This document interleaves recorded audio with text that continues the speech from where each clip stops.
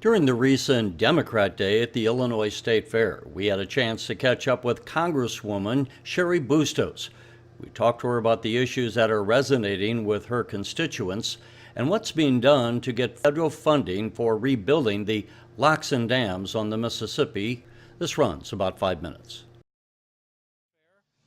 As you're running this year, what are your issues and what are you hearing that your constituents are interested in?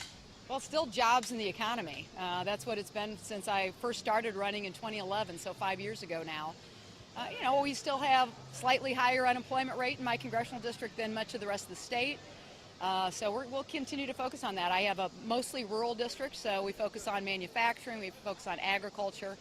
I think the second part of that, this maybe is more on the political end, but is kind of this really nasty discourse that has emerged out of this presidential race. And people in my district, I think we're pretty normal. We don't like things too far right. We don't like them too far left. We just like people to work together and try to get things done. And so that's dominating a lot of the conversation these days. And I know you've worked, speaking of bipartisanship, worked closely with people like Rodney Davis. I think you're both on the House Transportation Committee, if I understand right. Are you working, am I correct, on the funding for the locks and dams on the Mississippi? And what could you tell us? Is there any progress on that? Yeah, I'm actually the lead House sponsor, along with Congressman Davis, on the locks and dams bill. On the House side, Senator Durbin partnered with Senator Kirk on the Senate side. We actually passed that, and what it calls for is a public-private partnership approach to funding some of the backlog needs on the Mississippi River and the Illinois River. The problem with that, though, is we need to have more private interest than we do currently. And so we're either going to have to revisit that and figure out what we're really truly going to have to do to address the $60 billion in backlog needs, or we're going to have to, let me word it this, we're going to need some funding sources in order to address this. I mean, that's just the reality of it.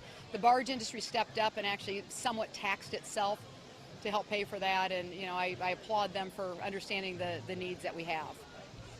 And then just in closing, what are your thoughts overall, the way this national election's going? Obviously, it's historic with the first woman to be nominated by a party. What are your thoughts in general as the fall campaign approaches? Well, you mentioned the first female ever to be nominated from a leading party in a presidential race. In my congressional district, the top 4 names on the ballot will be women. So we'll start with Hillary Clinton, then Tammy Duckworth, and my name is third, and then Susana Mendoza running for comptroller. So obviously not only is Hillary Clinton a first, but it's also a first that the top 4 names on the ballot will be women. And I guess what I say to that is you don't need to vote for any woman just because she's a woman, but we govern somewhat differently. We only make up 20% of Congress, so I believe that we take a collaborative approach. It's not always a win-loss. We don't approach things that way. It's let's find a place where we can start talking and then get some things done.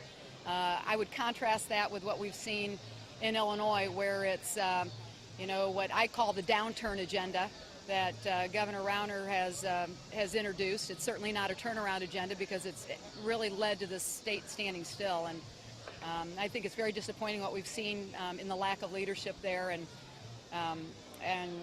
I think that's part of the reason is people look at those top 4 candidates and that were women.